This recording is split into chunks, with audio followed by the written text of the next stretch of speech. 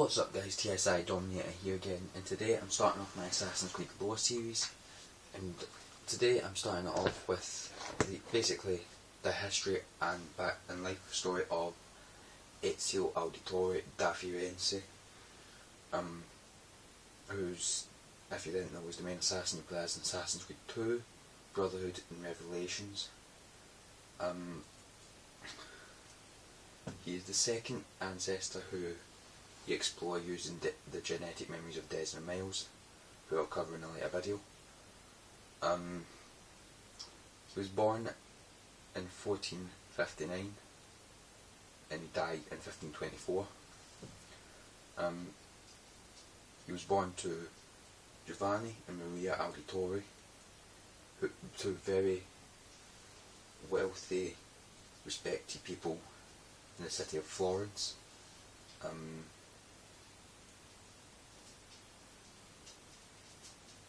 And since Florence is in Italy, as you can tell, he was Italian. He grew up thinking his father was a banker, when in reality, well, he was a banker, but in reality he was an assassin, working for Lorenzo de' Medici and the Gonfaloniere of Justice, Roberto Alberti. He uncovered in 1476, after Giovanni had went to Rome and been attacked, Roberto betrayed the Auditores and hanged Giovanni and Ezio's brothers Pedruccio and Federico in front of Ezio during a public execution, accused him for treachery, and that's when Ezio started his lifelong vendetta against the Templars. His crusade against them took him to Venice, Rome, Constantinople, Tuscany, Romagna, and Masyaf, believe it or not. He was a master. He was a very deadly guy.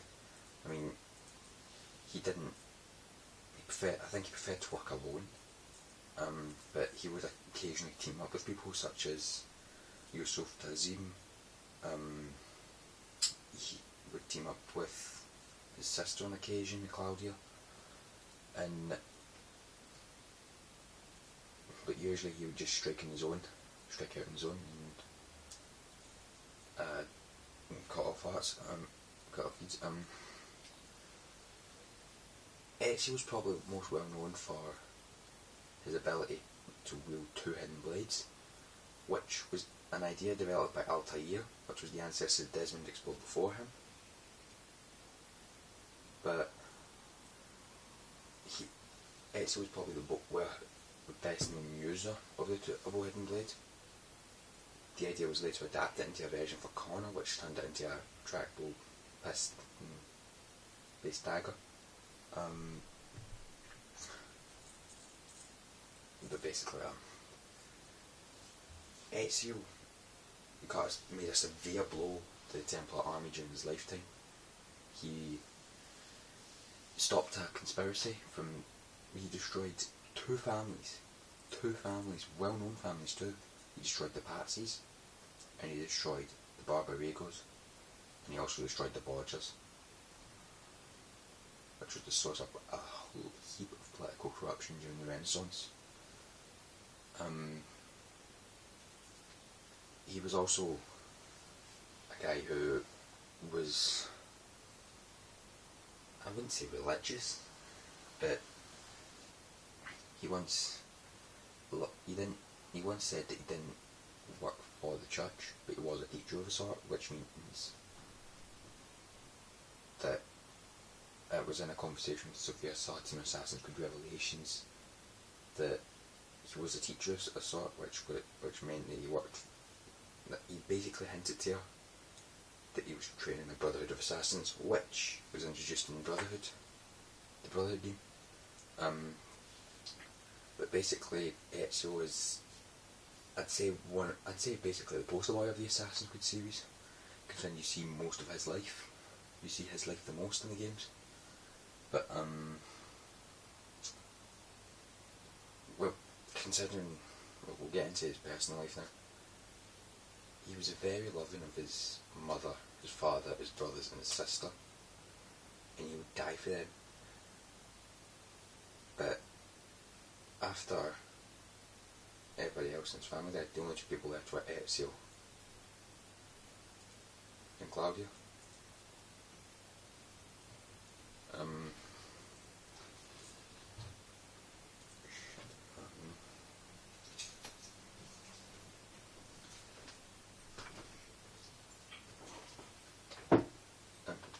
Before he became an assassin, Ezio was a bit of a,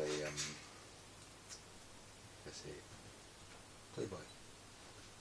He would, how should I say this?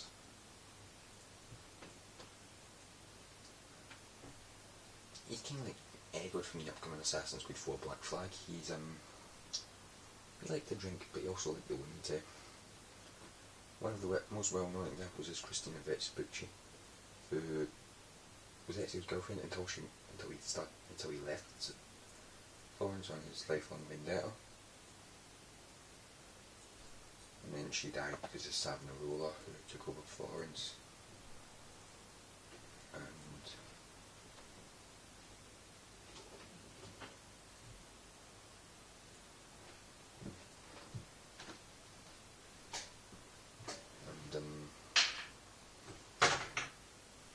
I also forgot he was very loving to his uncle too, Mario. He was distraught at his death. He was distraught at every member of his family's death. But like Altair, Ezio had a sixth sense, the ego vision. But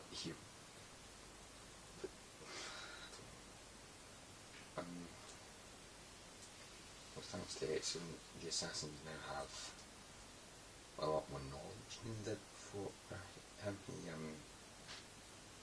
He basically, since he became the mentor to the leader, he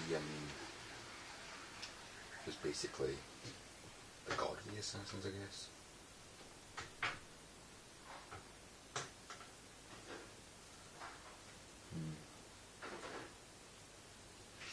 I think that's everything. He obtained weapons. Ezio was skilled in many weapons: swords, daggers, picking blades, throwing knives, poison. You name it, he probably used it. I think he was one of the. He wasn't one for using guns though. And he used a crossbow. He didn't use pistols or rifles.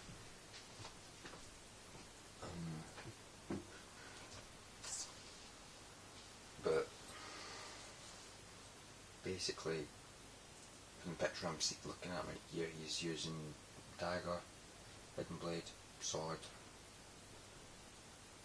and I think that's it. His clothes varied quite often too. When he first started out as an assassin, it was his father's assassin robes.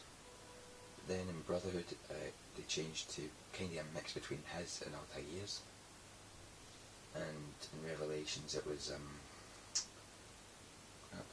don't even know if that was a real outfit. It was quite stylish, but it didn't have a cape like the other ones.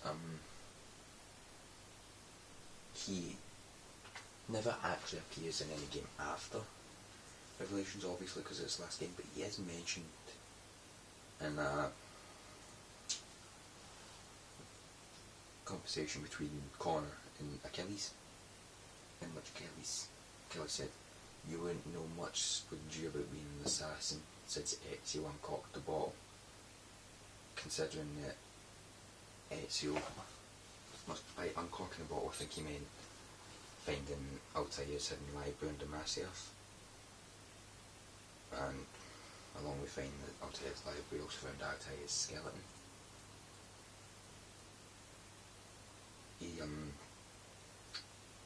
One thing that really annoys me about him though is the fact that he goes through hundreds of injuries, God knows how many broken bones, God knows how many stab wounds. He's been shot once, stabbed twice. He's got into a few scraps. He's had a rock thrown at his face. And he's been dragged along the ground twice. And what kills him? A heart attack. Where's the logic in that? Anyway, thanks to Ezio, Ezio was basically the ancestor that helped Desmond figure out how to save the world. Because Minerva, well, after he'd spared Rodrigo Borgia's life, he spared the Grandmaster's life, what the hell? In Assassin's Creed 2, he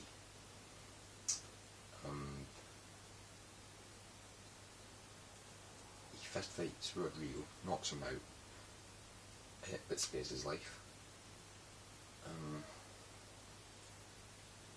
And he enters this place called the Vault, and he sees one of the first civilization, which was, I'll cover in a later video.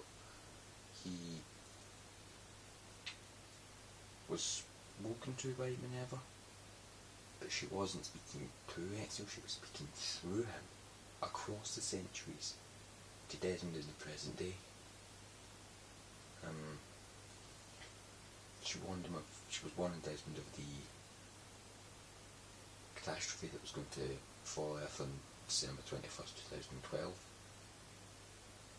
which was the predicted date of Armageddon. If you haven't seen Ezio, or anything about Ezio, he's right here. This is his Brotherhood outfit.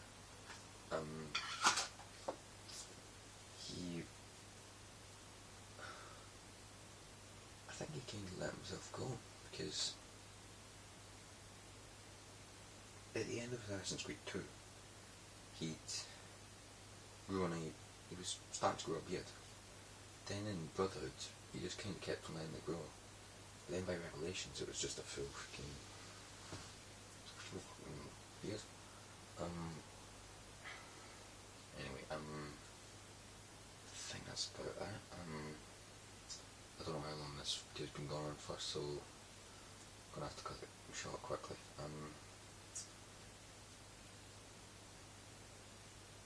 Yeah, next time on my Assassin's Creed lore series, I'm going to be doing maybe the Assassins vs Templar War. Maybe. I really don't know, so I'll decide next time, so yeah.